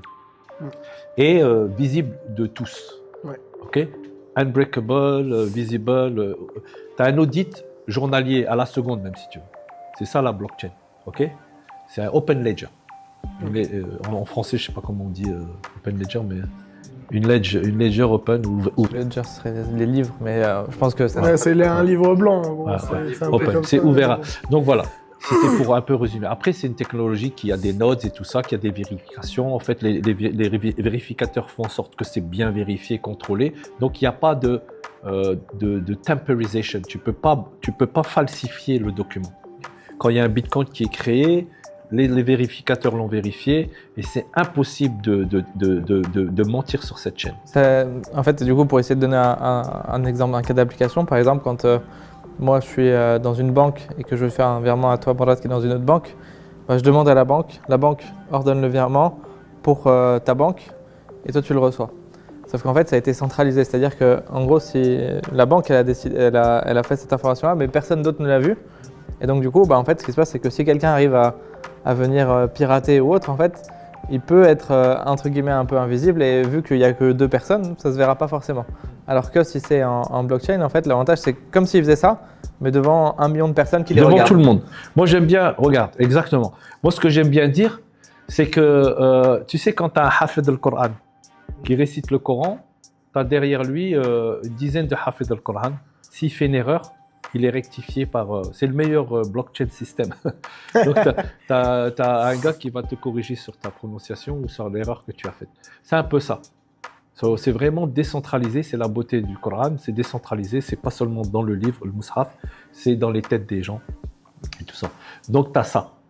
Donc, tu vois, c'est ça là, un peu la blockchain. Après, c'est une technologie qui a de la speed. Par exemple, un des use cases, un des cas le plus maintenant qui pousse tout le monde à adopter cette blockchain, c'est quoi? C'est le stablecoin USDC sur une blockchain où tu peux faire une transaction en une split second de personne à personne, peer-to-peer, sans passer par une centrale banque. Donc, tu bypasses les central authorities et tu fais des transactions directes au vu et au su de tout le monde. Et tu n'as plus besoin de faire ces coûts. En fait, ça réduit les coûts de paiement, les coûts de vérification, les coûts de centralisation et tout ça. Donc, c'est un truc de malade. Et qu'est-ce qu'il y a le plus d'important dans une société? Ben, c'est le libre-échange, la monnaie. Et ça, c'est ce que la blockchain nous permet, notamment avec le Bitcoin et d'autres blockchains. Tu vois. Je me permets peut-être encore pour creuser ce sujet, je pense que c'est important que les gens comprennent parce que c'est je pense, la base de Takadao et donc du coup c'est important. Je pense que c'est un sujet qui n'est pas traité, donc c'est pour ça que c'est intéressant. Qu'est-ce qui fait qu'avec ce degré de transparence, il y a quand même de la confidentialité qui est possible? Parce qu'on parle de crypto, crypté, etc. Comment est-ce qu'il y a comment est-ce qu'on arrive à faire du transparent, c'est-à-dire que tout le monde sait, mais en même temps que ça reste anonyme? Ben, avant de répondre à ça, si tu peux, il faut que je... Qu'est-ce qui s'est passé? Pourquoi j'ai lancé Takadao, le LiveDAO et tout ça? Si on peut garder cette question. Donc en fait, voilà. Donc je me retrouve à cette époque-là. Le modèle financier Taben, Sharia Compliant Taben. Et après, la deuxième thématique la plus chère aux musulmans, c'est quoi? C'est la protection. En fait, compte, les musulmans sont les moins protégés au monde. Parce que pour eux, par défaut, l'assurance, et ils n'ont pas tort, traditionnelle, c'est haram. Donc, qu'est-ce qu'ils vont faire? Ils vont assurer tout ce qui est obligatoire. Voiture et hôpital ou health, c'est tout. Si tu es un musulman, va assurer ta maison, il va dire non, je ne le prends pas. Va assurer ton téléphone chez Darty, je ne prends pas. Va assurer mon voyage, non, je ne prends pas. Tu vois, ça ne les intéresse pas. Même leurs marchandises. Il y a des gars qui ont du stock, ils te disent non, allez vite, Allah subhanahu, je le laisse pour Allah. Ils font du shipping, tu as vu les grands commerçants, les shipping companies, ben, les musulmans, ils ne prennent jamais l'assurance. Ils disent ça coule, je m'en fous. Donc, en plus, c'est les plus grands commerçants. Imagine. Donc, maintenant, je fais une découverte. Bitcoin, je fais une découverte sur le Takaful. Donc, il y a beaucoup de gens qui vont dire c'est quoi Takaful, nanana. Je vais le break it down en 2 minutes. C'est l'assurance islamique. En fait, les gens ont décidé de mettre de l'argent ensemble dans une pool et de s'auto-assurer, de s'auto-protéger. Et donc, il faut que ce fonds appartienne à la communauté Fakat. D'accord? Après, je ne vais pas rentrer dans les différents modèles de Takaful. Il y a le modèle malaisien, le modèle GCC, le modèle pakistanais. Mais tous, c'est le même principe. Et après, la redistribution de cet argent. D'accord? Une fois que ce n'est pas utilisé, c'est renvoyé. Et après, il y a la notion de donation, tabarruh. Quand tu rentres dans un contrat Takaful, c'est un contrat tabarruh pour la plupart du temps, où tu donnes. Donc, en fait, tu viens pour donner. Donc, il y en a qui disent, ouais, mais est-ce que c'est pas un Ponzi scheme? Ah ouais, si pour toi, la tabarruh donation, c'est un Ponzi scheme, tu es dans un bon Ponzi scheme. Vas-y, continue. Une pyramide, voilà, comme ils aiment bien dire. Ah ouais. Il faut donner. C'est-à-dire, si pour toi, et c'est pour ça, des fois, je réponds à des frères, ils me disent, ouais, mais ton truc, ça ressemble un peu à une sadaka jaliya. Ouais, quand tu donnes, tu reçois pas. Si, en fait, tu reçois, multiplié par Allah. Donc je rentre pas. C'est surtout qu'en fait, les gens, en fait, ils comprennent pas que. En fait, c'est l'objectif n'est pas de te couvrir toi, c'est de couvrir la communauté. Ceux qui auront, ça sera peut-être toi, ça sera peut-être pas toi. Exactement. Et si ça t'arrive pas, dis alhamdulillah, t'es pas décédé. Tu dois être content. T'as payé, t'as une contribution à payer, c'est une sadaka. Donc en fait, dès que parce que j'aime pas vendre la halalitisité de mon produit. J'aime pas dire c'est halal, faut que tu l'utilises. Non. C'est super intéressant comme produit, ça a une valeur ajoutée, c'est mieux que les autres. Et tu viens dans ce domaine-là. Pas dans le domaine où je te mets mal à l'aise pour utiliser mon produit. Ah, il faut donner. Non, Mais un contrat en général, voilà, un contrat takaful, tabarrou, c'est une donation qui te permet de donner et de recevoir. Alhamdoulilah, on est d'accord. Donc moi, quand j'ai découvert cette industrie, c'était un truc de malade. Pourquoi? Déjà, l'industrie de l'assurance mondiale, elle représente 9 trillions de dollars, en milliards de dollars de revenus par an. L'industrie de l'assurance. C'est l'une des industries les plus grosses au monde. Ouais. Où le musulman, il n'a rien dedans. Le takaful, ça représente 0,1% de cette industrie. 0,1%, un truc peut-être moins. Et tu vas les trouver dans quoi? En Malaisie, en Arabie Saoudite, c'est tout. Même dans les pays musulmans comme l'Algérie, le Maroc et tout ça, ça commence à se développer, mais il n'y a rien. En Indonésie, c'est nouveau, ça commence à se développer. Il n'y a rien. Donc, il y a, comment on appelle ça? Il y a un blue ocean, une océan bleu. Deuxièmement, le modèle de l'origine de l'assurance, en fait, comme il disait juste avant, bah, ça a été au départ mutuel. La société Lloyd, c'était ça. Moi, j'aime bien raconter, c'est que les beaux Anglais, les gentils Anglais, là, quand ils découvraient un pays, tu vois, ils allaient avec leurs bateaux, tu sais, les bateaux de guerre, tu vois. Et ils arrivaient en Inde, ils voyaient des gens, hey, les Indiens, hello, hi, hi. On est venu vous ramener la bonne parole et tout ça, tu vois. Et il dit à l'Indien, c'est quoi ce truc blanc? C'est du sucre. C'est quoi ça? C'est des épices. Oh, ça vous dérange pas qu'on se sert avec des... non, mais prends tout, frère, tu vois. Mais tu vois, ne fais pas de mal, prends, mon frère.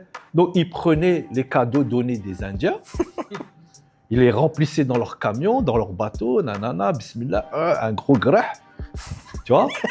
Et le bateau prend la mer, tu vois, il prend la mer, tranquille. Mais les Anglais, entre eux, ils se sont dit, attends, nous, on respecte le hack des gens.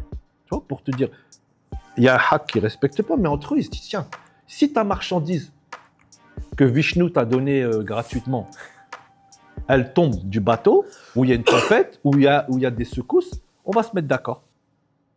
Si je jette ta marchandise, dès que j'arrive à Londres, bah, je te dédommage. C'est ça l'origine un peu du takaful jam'iyya, on va dire, l'assurance mutuelle. Ouais. C'était ça. Et ça, ils l'ont emprunté aux Arabes avec les caravanes des Arabes pré-islamiques. Ils avaient le même principe. Si un chameau mourait avec la marchandise, c'était la mort. Donc la personne, les tribus musulmanes pré-islamiques s'entraidaient en disant, si tu as perdu ta marchandise, on ne veut pas pénaliser les autres, la caravane, pour avancer. Quand on arrive au marché, on se dédommage. Donc c'était ça la muta'aoun. Et en fait, le prophète sallallahu alayhi wa sallam, quand il a vu cet acte-là, il n'a pas interdit. Et après, c'est Omar al-Khattab qui l'a instauré. Et c'est pour ça que les savants de la takaful, ils sont spécifiques sur ces documents-là. Tu ne vas pas trouver un shir traditionnel qui va te parler du takaful. Parce qu'il faut aller chercher une science un peu partout, éparpillée, tout ça. C'est comme ça que la science takaful a été créée dans les années 80 par des étudiants soudanais. Voilà un peu l'histoire. Donc nous, on arrive, on dit voilà, on a la blockchain, on a la transparence, on a une équipe qui comprend bien le landscape, on s'entoure des meilleurs pour pouvoir créer des produits digital intéressant. On s'est dit pourquoi pas créer le premier produit Sharia Compliance avec une DNA purement halal en utilisant les IOFI standard 26. C'est pour ça que quand des gens viennent me challenger, ouais, mais pourquoi t'as pas un tampon de lui, pourquoi t'as pas un tampon, pourquoi t'es pas... Si vous ne mettez pas d'accord et vous n'êtes pas d'accord avec IOFI 26, là vous avez un problème. Allez bagarrer avec 200 machéires. Et quelle est ton autorité à toi de vérifier IOFI 26? C'est ça. Donc moi je leur dis, challengez IOFI 26. Ne venez pas nous challenger nous. S'il y a une erreur chez IOFI 26, allez parler aux gens. Après, si vous vraiment mettre de l'eau au moulin, faites-le d'une manière bénéficiaire pour aider, parce que ce qu'on est en train de faire, c'est quand même un shift pour la communauté musulmane. Donc, si quelqu'un veut prendre un peu de son temps et de faire une sadaqa jaliya dans sa recherche, vérifie notre white paper, vérifie notre truc, et on ne veut même pas de ton tampon. Mais pas de tampon, parce que je vais devoir tamponner avec tous les États du monde, toutes les mosquées du monde. On n'a pas que ça à faire. Et c'est ça, en fait, pourquoi on ne met pas de tampon sur notre validation. On a un board interne, on est à l'écoute avec les savants, on parle avec les savants, on a des talab al-ilm qui nous feed, mais l'intérêt, c'est pas d'avoir un tampon. Ok. C'est l'intérêt, c'est de ramener le trust, la confiance. Et comment on ramène la confiance? Ben, ne me fais même pas confiance à moi, ni à Takadao. Fais confiance à la blockchain. Et Ok. c'est pour ça qu'on ramène cette transparence. Le fonds est visible sur la blockchain. Quand il y a des paiements, c'est payé par la blockchain. Quand il y a des surplus, c'est visible par la blockchain. Et la blockchain va te redonner. C'est managé par des contrats intelligents ou khalas, khalena tranquille. Après, il y a des débats. Est-ce que c'est 100% décentralisé? Est-ce que c'est 90% décentralisé? Est-ce qu'il y a un point of failure? On appelle ça un point de cassage, de rupture. En fait, quand la blockchain nous permet à nous d'être sains et de dire ne prenez pas notre calme, prenez la chaîne. Ok. Et the code is the law. Le code, c'est la loi. D'accord? Et quand le smart contract, la personne décède, le certificat de décès est rapporté on-chain, c'est vérifié par nos KYC, Know You Member et tout ça. On a plusieurs levels de vérification. Alhamdulillah. Oui. L'argent est libéré automatiquement, sans Morad, sans Ryan, sans Alexis. Avec les smart contracts. Et tu n'as même pas besoin d'aller voir la police pour nous faire un procès, ni d'aller voir un juge. Parce que le smart contract, c'est le juge. Le smart contract, c'est la police. Exactement. Et c'est pour ça, c'est ça la beauté de la décentralisation de la blockchain. Voilà. Et du coup, je vais juste essayer de donner un exemple concret pour, même si tu l'as bien expliqué, Ouais. mais pour essayer de vulgariser au maximum J'ai perdu le mon temps, Takaful là. et LiveDAO. En gros, je vais donner un exemple Ouais. concret, on est tous les trois. Ouais. On met chacun 100 € dans un pot commun Ouais. en cas de pépin. Ouais. Morad a un pépin, il a besoin de 200 €, il prend 200 des 300 qu'on a mis. Ouais. Alexis a un pépin, il a besoin de 200 €, il pourra prendre que 100 sur les 200. Ouais. Moi j'ai un pépin, j'ai besoin de 50 €, je peux plus rien prendre. Rien. Et deuxième cas de figure, Morad a besoin de 50 €, il y a 50 € en moins, il reste 250. Alexis et moi n'avons pas de pépin. Ouais. Et ben les 250 sont ensuite redistribués entre les membres qui ont cotisé. C'est Exactement. En fait, ouais. La logique même, c'est de tu n'attends pas un retour. C'est-à-dire Oui. que c'est le premier first come, premier servi, first come, first serve. Premier servi, premier venu, premier servi. Bon, après, D'accord. premier venu, on parle de décès quand même. Mais... Ouais, exactement. Et tu as posé une bonne question. Parce que nous, en fait, il faut avoir une critical mass déjà. Ouais. C'est-à-dire qu'il faut avoir au moins 10 000 members. Et en fin de compte, on a quand même de la science actuariale dans notre truc. On a à peu près une équipe qui a au moins 100 ans d'expérience dans les maniements de la science actuelle. On n'est pas... c'est des gars qui sont professionnels dans ça. Donc, on vérifie un peu les types d'assurances en fait qui sont les quote-unquote les plus rentables. Les gens ne meurent pas tous les jours. Donc, c'est quand même déjà... Rien que l'assurance vie, enfin, traditionnelle, c'est un business hyper rentable. Les mecs, ils s'en foutent plein les poches. Mais là, ce qu'il y a d'intéressant avec nous, c'est qu'en fait, cette Jamia, elle appartient à la communauté. C'est-à-dire que nous, on a un protocole, on a voulu le mettre comme un protocole fee, et en fait, c'est une wakala. C'est 25%. On prend 25% sur chaque dollar qui est investi dans le fonds, et les 75 autres pourcents appartiennent à la communauté. Et la communauté, en fait, elle a aussi autorisé les placements d'investissement dans des tokens comme le Bitcoin, l'Ethereum et d'autres assets, le stablecoin et tout ça. Bien sûr, on doit faire en sorte que c'est investi dans des assets classes assez liquides et assez safe. Et là, ça te donne de 3, 4, 5, 6, 7% de retour qui permet que le fonds soit sustainable. D'accord? Mais là, regarde, on parle d'une assurance. D'accord? Takadao, c'est une machine à créer des assurances. Et c'est un protocole qui crée tout type d'assurance. Tout risque peut être assuré. Ouais. Donc, en fin de compte, tu as le LiveDAO, by Takadao, qui vient d'être lancé, mais tu auras le HealthDAO, le HomeDAO, le CarDAO.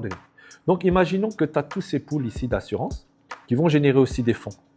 Et on essaie à chaque fois de réinventer la technologie à travers l'islam et de nos concepts faire que le mu'amala, tu vois.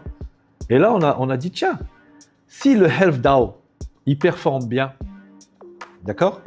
Il va avoir un surplus. Ben, on pourra demander un Card El Hassan à ce HealthDAO d'aider de Family DAO. Ok. pour essayer pour compenser pour le risque, il n'y a plus d'argent dans le fonds. Donc en fait, c'est ce qui s'appelle la réassureur, ou le rétakaful. Nous, on l'a réinventé à travers ce modèle-là, dans notre white paper. Une autre chose intéressante, c'est que le fonds, en fin de compte, il appartient à tous les membres.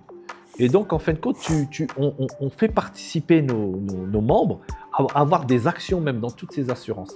Donc, il n'est pas seulement protégé et membre de cette assurance, il peut être aussi un stakeholder, il peut avoir un token. Donc voilà, maintenant, le produit, il est là, le produit... il ressent une grosse demande de beaucoup de gens un peu partout. Et on a non seulement maintenant, pour vous donner un petit peu de inside en fin de compte, on a non seulement un produit financier de protection, donc les protections, on va avoir l'assurance décès aussi qui va arriver. L'assurance décès, en fait, tout le monde pourra participer, tout âge, toute condition. Parce que pour le moment, pour préserver le fonds, on a pris des gens de 20 à 60 ans sans condition médicale pour préserver le fonds. Et là, on est en train de lancer la No Bank. No Bank, en fin de compte. Ouais. Tout le monde en a marre des banques. Et on est en train de créer, en fin de compte, attaché à l'assurance, une No Bank qui va te donner la possibilité de faire toutes sortes de transactions, d'avoir ton argent. Pourquoi c'est une No Bank? C'est-à-dire que cet argent-là, finalement, elle est sur ton wallet LiveDAO. On te donne une crypto-carte qui te permet de transférer ta crypto sur du fiat et d'acheter tout ce que tu veux. Ce sera une Visa carte. Et il y aura des produits financiers. Des produits financiers qui vont être proposés à la communauté dans tout type d'investissement. Et automatiquement, tu as une protection avec la Family Protection Fund. Donc, en fin de compte, tu as vraiment un produit financier 360 degrés. C'est un écosystème en fait. Écosystème complet. Et on pourra partenaire aussi, on pourra se mettre en partenariat avec d'autres produits tokenisés. Sharia Compliance, donc ça peut être tout type de tokenisation, ça peut être du café, ça peut être des SMI, ça peut être des sociétés, où on pourra justement valider ces compagnies, les mettre en chain, parce que nous l'intérêt c'est que tout soit vérifié dans la blockchain, et de partenaires, parce qu'on veut vraiment investir que dans des assets tokenisés, en fin de compte. Okay. Alhamdulillah, il y a un grand futur. Alhamdulillah. Ben, déjà, bravo.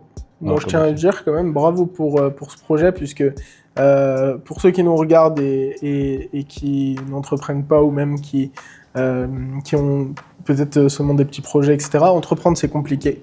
Entreprendre, ça demande de l'effort, ça demande de l'énergie, ça demande du temps. On parlait juste avant le podcast et tu disais un truc. Souvent, on dit que l'entrepreneuriat, c'est la liberté. En vérité, comme tu le disais, un employé, il est libre. Ça veut dire que si demain, ça le gonfle, il arrête et il s'en va. Un entrepreneur, il est moins libre dans le sens où, aujourd'hui, il y a beaucoup de gens, et nous-mêmes ici, qui ont fait confiance à Takadao. Derrière Takadao, c'est toi en partie et d'autres gens.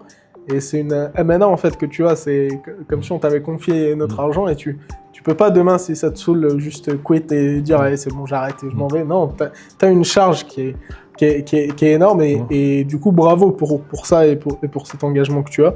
Donc ça c'est important de le dire. Et du coup, moi ce que j'aimerais te demander maintenant, comme tu le sais, je suis directeur commercial.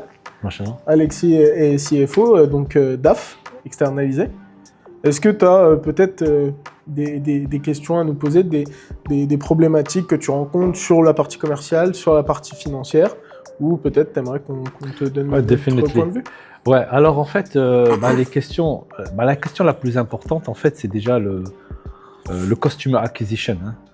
Comment acquérir et comment grossir. En fait, nous, on essaie d'être sustainable, c'est-à-dire qu'on veut pas utiliser Google, Facebook et tout ça. Ça c'est des no-no. On essaie d'être plus organique. Donc voilà, en fait, c'est la question que je te poserai, c'est en fait, nous, on a mis en sorte que notre communauté bénéficie, via un referral programme, de ramener un peu plus de monde et d'aller crescendo. Donc notre objectif, c'est de faire au moins du 10 à 20% de growth par semaine en motivant notre communauté. Et en fait, au lieu de donner notre argent à Google ou à Facebook, en fait, on veut la donner à notre communauté. Donc, par rapport à ton expérience, moi, ce que j'aimerais bien savoir, c'est comment faire que cette offre soit plus visible, peut-être en ligne. Quels sont les canaux d'acquisition? Est-ce qu'il faut passer? Nous, on est un peu comme c'est un produit Sharia compliant et tout ça, halal et tout ça, on veut éviter La lumière. Ouais, on veut éviter la lumière, on veut éviter les influenceurs qui sont pas en ligne en adéquation avec ce qu'on fait et tout ça. Donc, comment on peut un peu, je veux dire, démocratiser et de nous faire connaître plus rapidement, au moins de couvrir les 10 et 20% de growth par semaine. Pour moi, ce qui me paraît le plus cohérent, et honnêtement, quand j'ai entendu parler de TakaDAO et du LiveDAO la première fois, c'est le premier truc qui a résonné dans ma tête, et c'est même après ce dont j'étais venu te parler, c'est le Ambassador Program. C'est-à-dire de se dire que en fait, on va pas juste prendre des contributeurs LiveDAO, on va prendre des ambassadeurs. Chacun des contributeurs devient un ambassadeur LiveDAO. Moi, je vais être honnête avec toi, quand j'ai découvert le système de Takaful et la manière dont il était exploité avec la blockchain, avec les smart contracts, etc., c'était un monde nouveau pour moi. Ça veut dire que je me suis dit, mais c'est génial, c'est incroyable. Et ça, je l'ai compris, et je te rejoins là-dessus, pas via des pubs en ligne, via des ads, via des choses comme ça. Je trouve que c'est difficile à faire transparaître. Je l'ai vu parce qu'on s'est posé, on a discuté, tu me l'as expliqué, et j'estime, dans une maigre mesure, mais pouvoir refaire ça à d'autres proches, et c'est ce que j'ai fait d'ailleurs.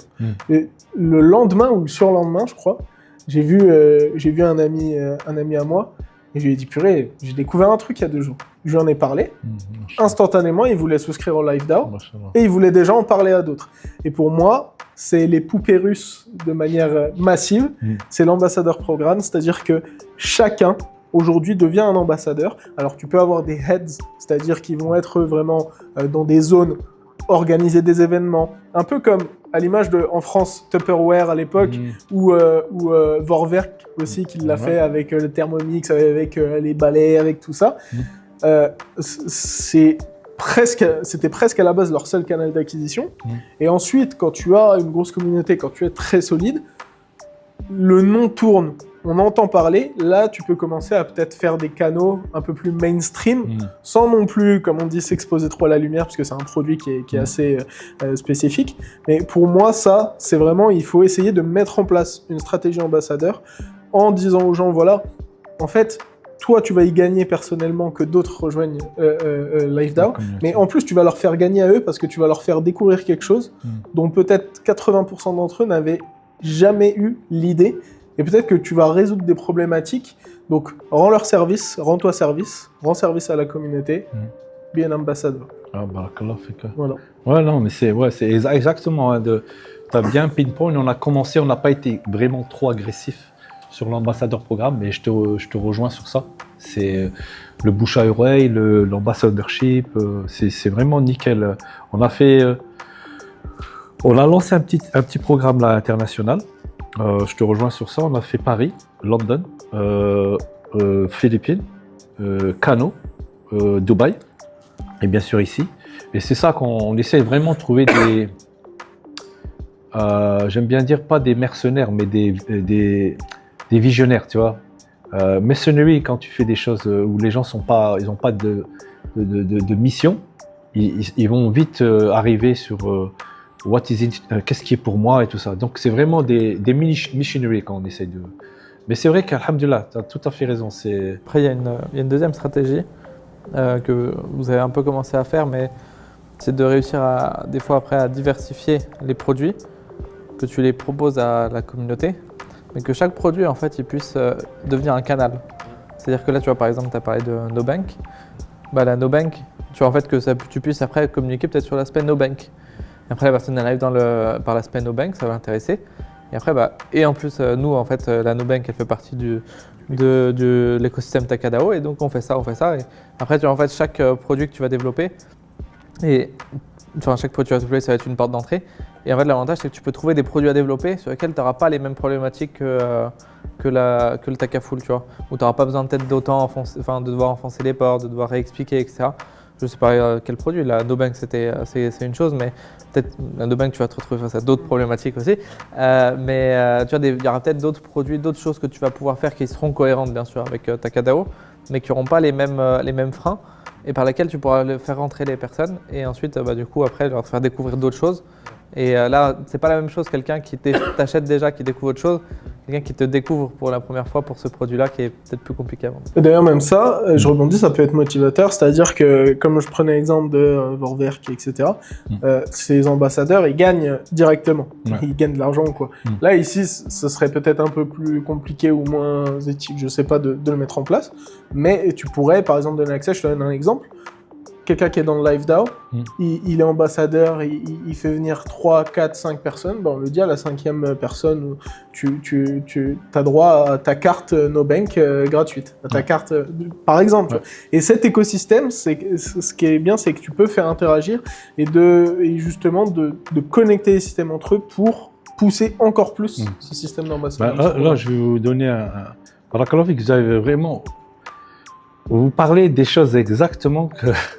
Alors, on m'a parlé qu'on est en train d'étudier, de lancer sur place. Par exemple, la NoBank, c'est une banque qui appartient à tout le monde. Donc, à chaque fois que tu achètes cette carte et que tu consommes avec cette carte, on a décidé de faire un truc de malade. C'est un peu comme Amazon Prime, on a dit, on vous la donne gratuite. Tous les fonds, en fait, qui sont récupérés de cette utilité de cette carte, sont renvoyés dans le LiveDAO Fund. Et comme vous êtes tous déjà membres de ça, donc en fin de compte, vous êtes partenaire de cette carte. C'est la première banque, crowd bank, on va dire, démocratisée qui vous appartient. Ouais. Donc cette carte, c'est à vous.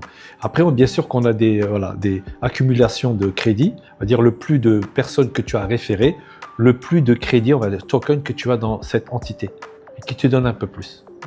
Donc ça on l'a fait. Et en parlant de ce qui a bien décrit, quand tu lances un nouveau produit, en fin de compte, tu vas diluer un autre produit, tu vas faire trop de son, too much noise. En fin de compte, c'est ce qu'on a fait, c'est que on va passer de NoBank LiveDAO ou LiveDAO NoBank avec tous les produits qui descendent. Donc, en fin de compte, ce qu'on a remarqué, c'était que quand tu veux vendre une assurance à quelqu'un, comme ils disent les Anglais, insurance is not sold, is not bought. Elle n'est pas achetée, elle est vendue. Donc en fait, un produit d'assurance, ça te fait réfléchir. Pourquoi je l'ai besoin? Est-ce que j'ai vraiment besoin? Je viens d'avoir un enfant ou là. D'accord? Donc là, tu flippes de table, tu rentres avec une banque et tout le monde a besoin d'une banque décentralisée parce que tu en as marre que ta banque t'interdit de retirer ton argent quand tu veux, t'interdit de faire un achat quand tu veux.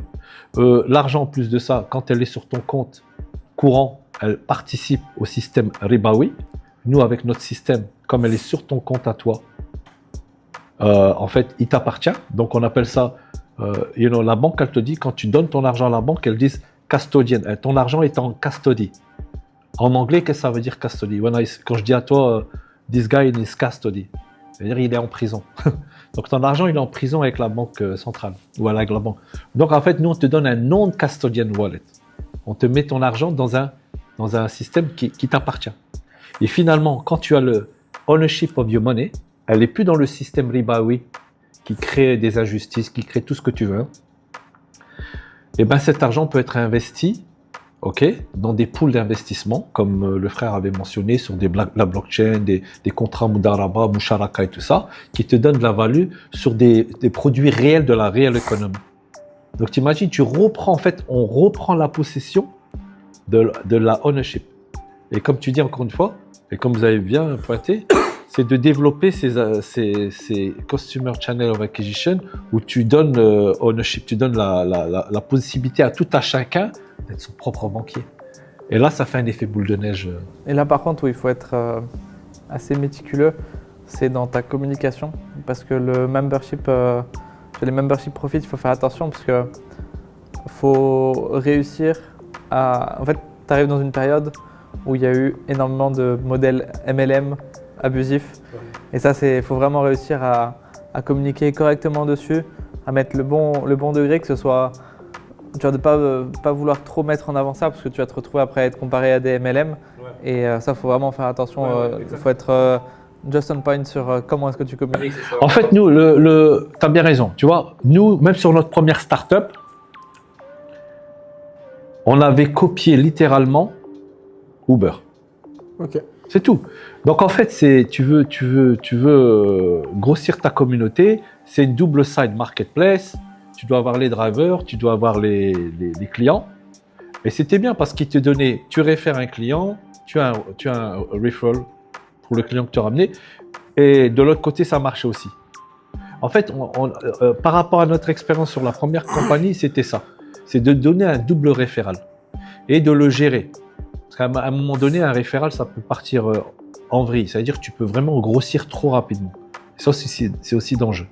Mais dans le fait de pyramide et tout ça, non. On regarde plutôt les modèles un peu à la Uber, un peu à la Revolut, un peu à ceci. Je sais, mais c'est pour ça, en fait, il faut être just on point sur la manière de communiquer.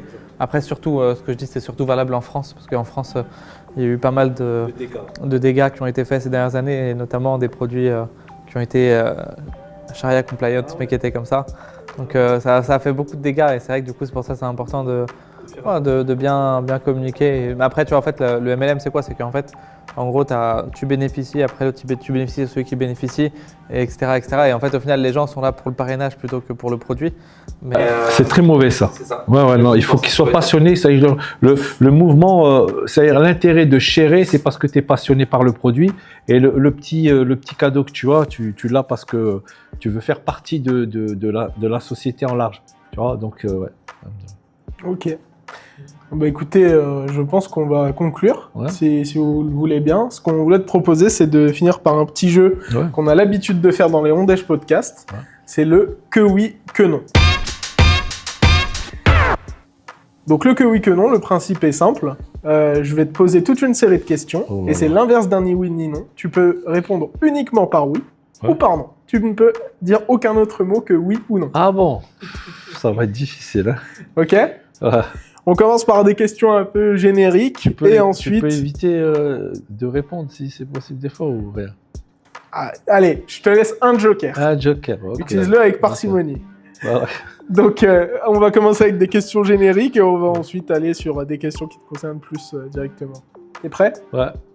Que oui, que non, c'est parti. Si c'était à refaire, est-ce que tu referais tout pareil? Oui. Est-ce que tu as déjà pensé à tout arrêter? Non. Est-ce que tu as le syndrome de l'imposteur? Non. Est-ce que tu dois continuer toute ta vie? Until your grave, oui, I would say. Est-ce que pour toi c'est possible de travailler en famille? Absolument. Est-ce que c'est possible de travailler entre amis? Absolument. Tout seul, est-ce qu'on peut réussir? Non. Est-ce que tu acceptes n'importe quel nouveau client? Non. Est-ce que tu as déjà signé un contrat sans le lire? Non. Est-ce que tu travailles pendant tes vacances? Oui, malheureusement. Est-ce que Riyad, c'est une ville qui favorise l'entrepreneuriat? Absolument. Est-ce que pour toi, c'est la meilleure ville où entreprendre dans le monde? Ah, pour moi, en tant que musulman, double oui. On avait dit que oui, que non. Est-ce que tu considères avoir réussi aujourd'hui? Non, I wouldn't say that. Est-ce que tu t'es déjà fait arnaquer? Oui. Est-ce que tu serais toujours le même avec 1 milliard sur ton compte perso? Oui. Si tu pars pendant 1 mois, est-ce que Takadao, ça tourne toujours? Oui. Est-ce que la crypto, c'est une arnaque? Non. Est-ce que le Takaful peut remplacer l'assurance conventionnelle? Definitely, oui. Est-ce qu'on peut avoir confiance en la blockchain? Oui. Est-ce que Takadao propose trop de choses ou de produits? Non. Est-ce que le KSA, c'est le meilleur endroit pour lancer ton projet? Oui. Est-ce que les gens font confiance à Morad plus qu'à Takadao? Non. Est-ce que des Français ont une chance de réussir à faire du business au KSA? Oui. Est-ce que les Saoudiens aiment les projets qui viennent de l'étranger? Oui. Est-ce que faire du business en Arabie Saoudite, c'est supérieur à venir travailler en Arabie Saoudite? Oui. Est-ce que tu préfères l'Arabie Saoudite à la France? Oui. Et enfin, à ton avis, est-ce que Satoshi Nakamoto, c'est un alien ou un voyageur du futur? Ah ben la question, il y a non, pas... Est-ce que tu penses que c'est un des deux, selon toi? Satoshi Nakamoto, je rappelle, c'est le créateur de la blockchain dont on ne sait pas qui il est. I would say non. Non. Ok. Eh ben, c'est tout bon. Merci beaucoup, Mourad. Barakallahu fik, merci. Merci de nous avoir reçus. Wa fik baraka. C'était du coup un épisode un peu spécial du Ondej, où on a découvert Mourad, son aventure Takadao, avec le live DAO en particulier. Pour terminer, je te laisse regarder la caméra et prendre 30 secondes à 1 minute pour convaincre ceux qui nous regardent de rejoindre le live DAO. Oh, ça, bon, j'aime bien vendre, mais là, je vais rien vendre du tout. Je vous engage tous à regarder ce qu'on fait. Le plus important, c'est qu'il y a toujours des contrôles qui se fassent et de faire tout le temps le homework. Donc, étudiez ce qu'on fait, passionnez-vous sur le projet qu'on fait. Si vous pouvez ramener votre pierre à l'édifice, en fait, ramenez-la. Et il faut toujours être constructif. On n'est pas à l'abri d'erreurs. Quand on construit des projets aussi innovants, aussi excitants que ce qu'on fait, on va être définitivement amené à des erreurs. On reste des humains derrière un produit. Et ce qu'on aime bien, c'est l'autoréflexion et le checking. Donc faites votre recherche, étudiez le produit, utilisez-le, revenez vers nous avec des questions, aidez-nous à faire le produit que vous voulez vraiment avoir, et ce serait plutôt ça qui nous intéresserait plus que d'avoir un nombre croissant de personnes. Voilà. Et le live DAO aussi, il est devenu sur invitation only, donc c'est pas ouvert à tout le monde, et c'est invite only. Et il faut vraiment connaître quelqu'un pour rentrer dans le live DAO, Inch'Allah. Barakallahu fik, merci à tous. Inch'Allah. Merci Mourad, wa fik baraka. C'est la fin de ce Ondej Podcast. Merci de nous avoir suivis. Vous pouvez retrouver nos autres Ondej Podcast et autres vidéos sur YouTube. D'ailleurs, pendant qu'on est en ce moment à Riyad avec Alexis, on vlog, on vous partage notre expérience ici à la rencontre d'entrepreneurs français expatriés ici comme Mourad, ou même d'entrepreneurs saoudiens. Alors suivez notre aventure. Merci de nous avoir regardés et à très vite pour un nouveau Ondej Podcast.